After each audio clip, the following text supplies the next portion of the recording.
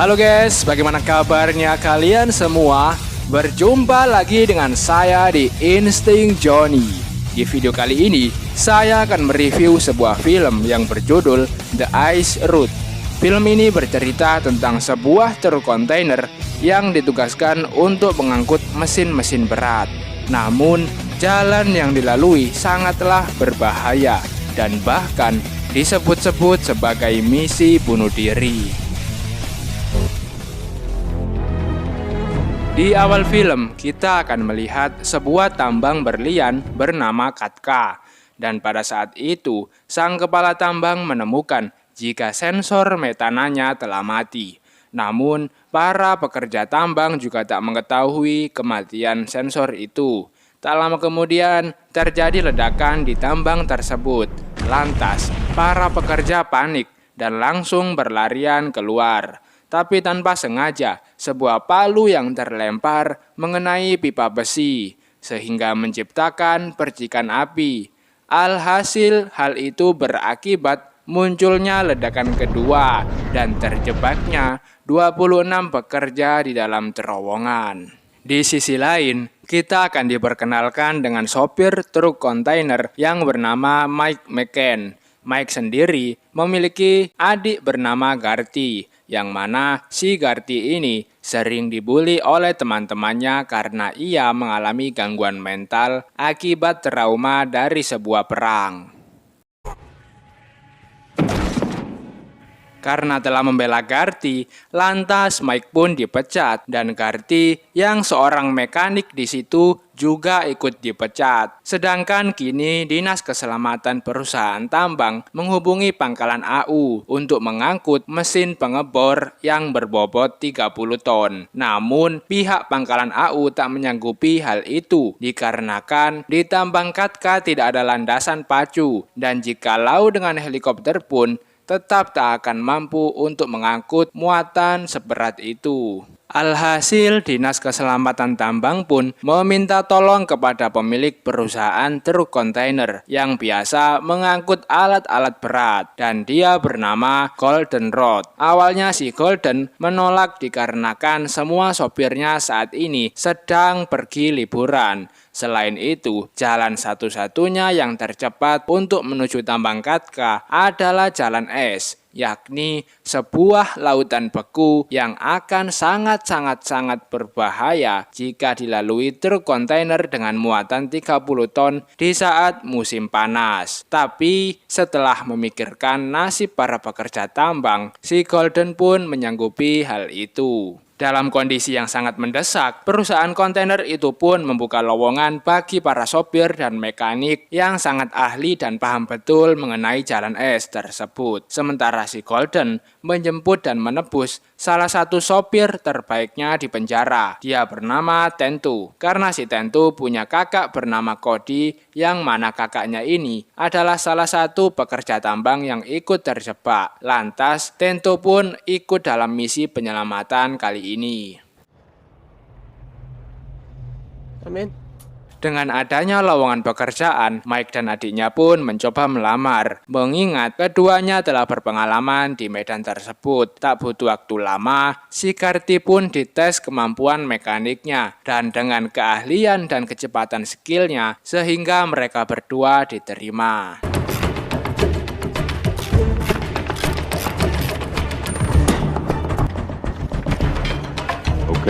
Untuk mengurangi resiko, si Golden akan menjalankan 3 truk kontainer, yang mana setiap truk kontainernya membawa angkutan yang sama, sehingga meski hanya 1 truk kontainer yang mampu tiba di tambang, maka itu cukup untuk menyelamatkan korban jiwa. Petugas dinas kemudian menjelaskan tentang pembagian imbalan sebesar $200.000 atau sekitar 3 miliar rupiah yang akan dibagi menjadi 4 bagian. Namun, jika hanya salah satu truk yang tiba di lokasi, maka orang tersebut akan mendapatkan uang itu secara utuh.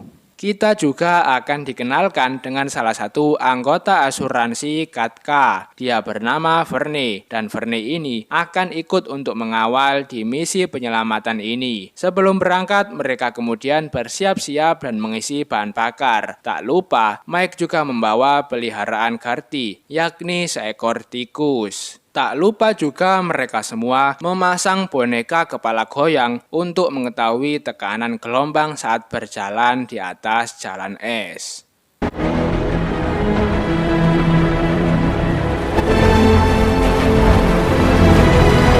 Di truk pertama dikendarai oleh si Golden, di truk kedua ada Mike dan Garty, di truk ketiga ada Tento dan Verne. Si Golden kemudian menjelaskan, saat melalui jalan es, selisih jarak setiap truknya 200 kaki atau sekitar 60 meter. Dan juga mereka harus melaju dengan kecepatan yang stabil. Jika ada truk yang berdekatan atau bahkan melaju sangat pelan, itu bisa menyebabkan jalan es pecah karena bebannya yang bertumpu di ban truk. Begitu pula jika melaju dengan kecepatan tinggi, maka akan menimbulkan tekanan gelombang besar sehingga jalan es pecah dan mereka akan tenggelam.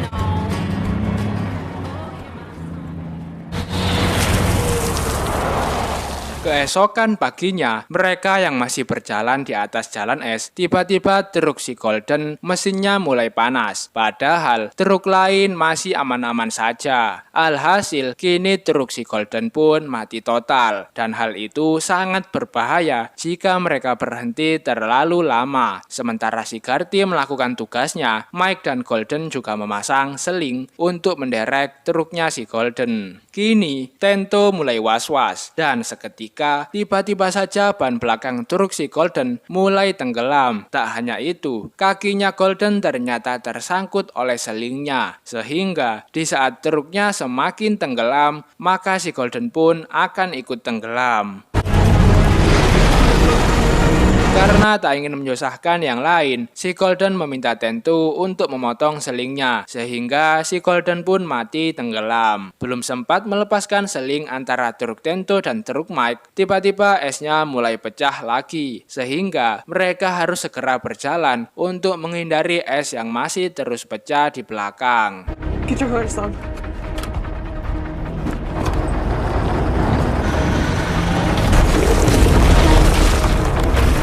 Kedua truk itu kemudian meningkatkan kecepatan sehingga menciptakan gelombang di bawah jalan es. Keempat orang itu pun kemudian berdiri di pintu truk untuk berjaga-jaga jika truknya akan tenggelam, mereka bisa langsung melompat. Setelah sampai di bagian laut yang agak dangkal dan gelombang esnya yang telah hilang, mereka kemudian kembali duduk. Namun sayangnya, jalan es yang dilalui sangatlah licin, sehingga kedua truk itu yang masih terkait dengan selingnya menjadi terguling.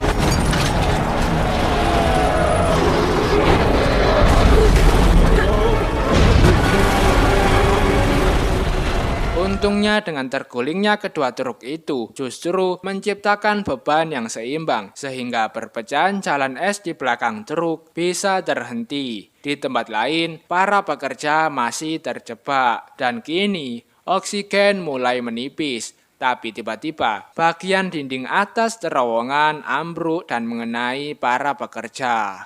Kembali ke jalan es, yang mana saat itu Verne yang mulai curiga kepada Tento, lantas mengatakan opininya kepada Mike, sehingga Mike pun juga curiga jika Tentolah yang menyebabkan jebolnya mesin truk si Golden. Verne kemudian menfitnah Tento jika sebelumnya ia melihat Tento mengisi bensin pada truknya Golden, sehingga Tento kini telah diikat.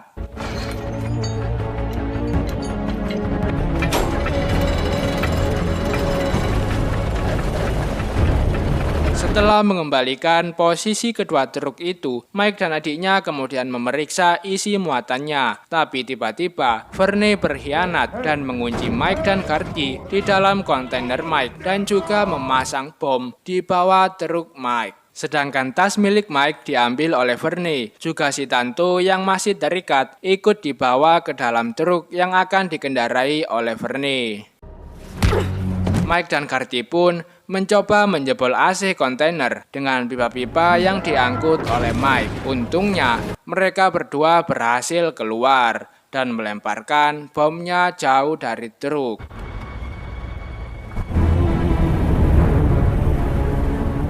Tak lama kemudian, ban depan truk Mike ambles, sehingga mereka berdua harus menarik truknya dan melepaskan kontainer untuk sementara. Namun, meski ban depannya telah naik ke atas es, tak disangka alat dereknya jebol, sehingga Garty dan kontainernya pun ikut tenggelam. Mike yang mengetahui hal itu langsung menolong Garty, dan untungnya Garty masih terselamatkan.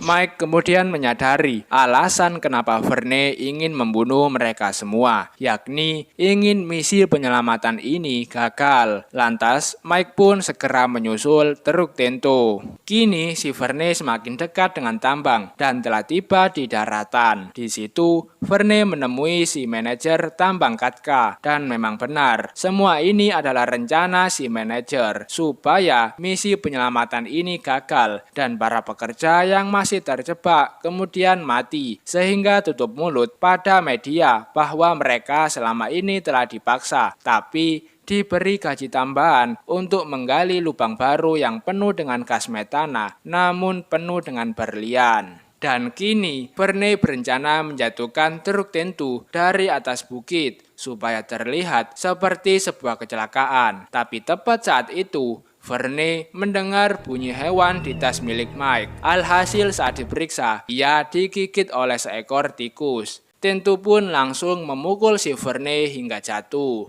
Alhasil kini Tento telah berhasil kabur, namun si Verne memotong selang bahan bakarnya dan masih saja mengejar truk Tento. Di saat yang bersamaan, Mike, Ken, dan Garty tiba di daratan. Setelah Tento mengabari Mike, ia baru menyadari jika selang bahan bakarnya telah bocor. Begitu pula dengan truk Mike yang juga dikejar oleh anak buah Verne. Bahkan sempat terjadi perkelahian di dalam truk. Kembali ke Tento yang kini telah kehabisan bahan bakarnya dan di belakangnya ada si Verne. Namun tak lama kemudian Mike dan Garty datang dan langsung menabrak mobil Verne. Setelah jatuh dari atas bukit, ternyata Verne masih hidup dan kini ia berencana untuk meledakkan tebing salju di saat Garty sedang memperbaiki truk Tento.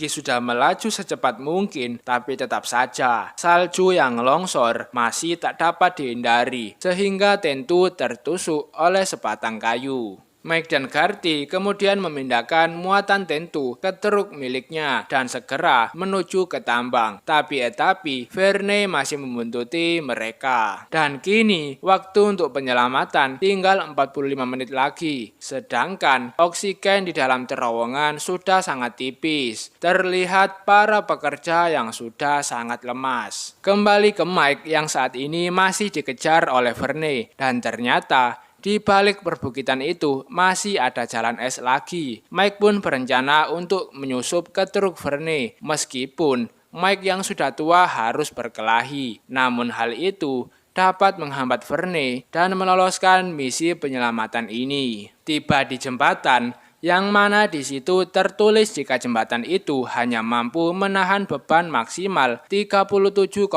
ton, sedangkan bobot muatannya hampir mendekati batas maksimal kekuatan jembatan itu. Alhasil Tento yang masih sakit pun harus mengambil alih kendaraan karena ia sudah berpengalaman. Tapi tak disangka, jembatan itu sangatlah licin dan hal itu sangat berbahaya jika truknya terlalu lama di atas jembatan. Garty pun segera memasang bantalan traksi pada ban truknya. Meski berhasil berjalan pelan, namun seling-seling penahan jembatan mulai putus.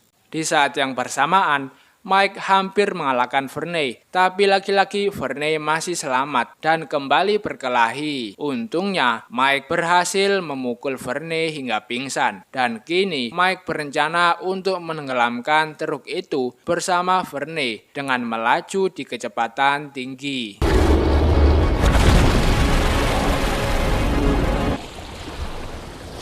Di sisi lain, Tento dan Garty berhasil melewati jembatan itu. Tapi tiba-tiba, truknya mulai merosot ke bawah. Garty pun segera menutup gerbang jembatan. Tapi naas, meskipun truknya telah tertahan oleh gerbang jembatan itu, Garty meninggal karena terjepit oleh kontainer. Sementara kini di tambang, Pak Menteri telah tiba untuk menanyakan situasi dan kondisi. Dan tepat saat itu, truk kontainer Mike muncul meski telah telat beberapa menit. Melihat hal itu, si manajer tambang sangat kaget dan mulai panik.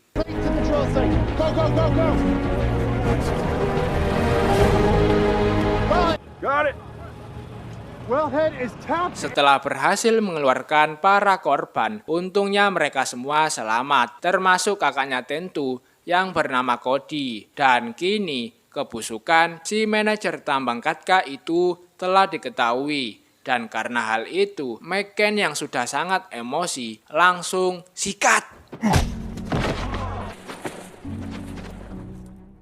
3 bulan kemudian, Tento telah menggantikan si Golden di perusahaannya. Dan tak lama, Mike datang dengan truk kontainer baru miliknya. Truk itu dibelinya untuk mengenang adiknya.